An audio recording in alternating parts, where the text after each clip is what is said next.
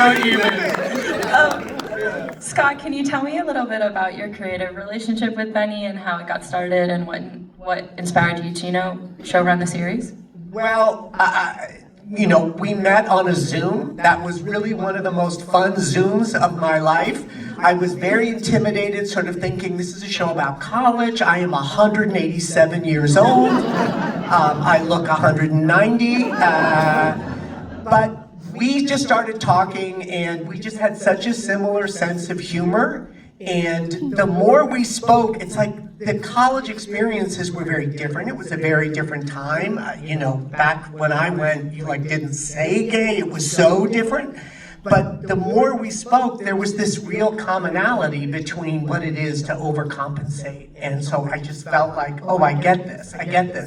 And then the more the world was expanding and we were having the whole campus, every faculty member, anyone that worked there, everyone was overcompensating in different ways. It just exploded into just so much fun, and this has just been the most fun time I've had. And I also just have to acknowledge, this is the first time we have seen anything with anyone that was not in the editing room with us, so thank you.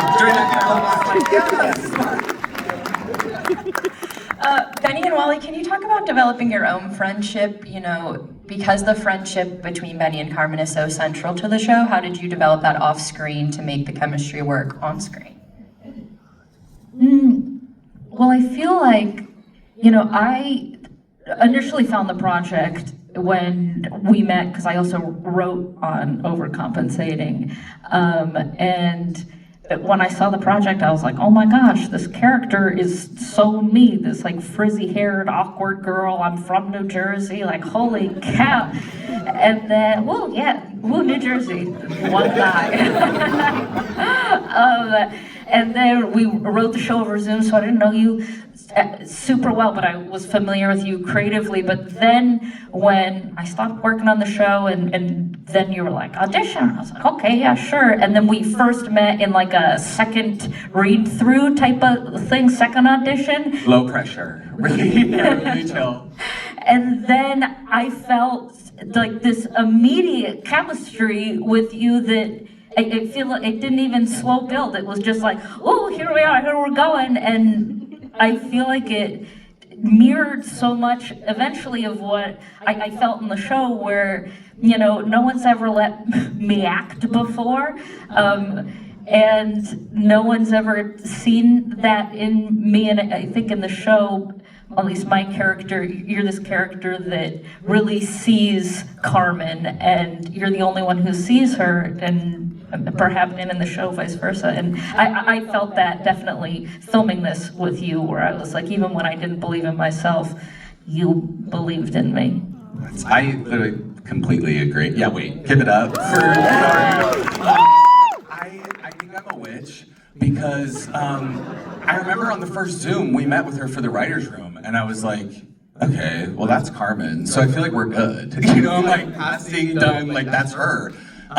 And it was so easy, Wally's saying, it's when she walked in the room for our chem read, I was just like, again, that's her. And I think I always knew in my heart, and I love this character so much. She's my favorite part of the show. And I think immediately I could tell that Wally loved her as much as me and Scott loved this character.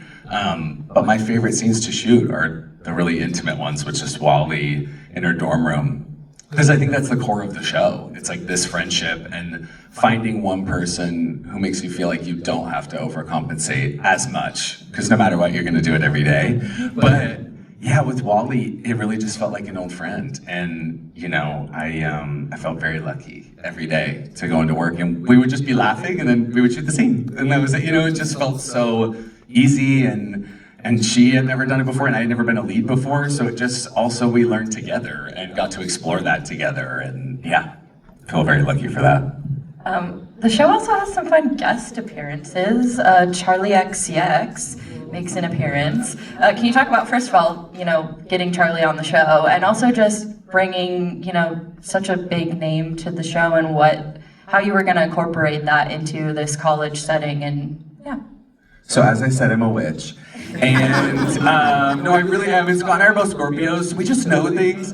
I was listening to Pop 2 in like 2020. I wrote this in 2020, and I was like, God, she should do the music for the show.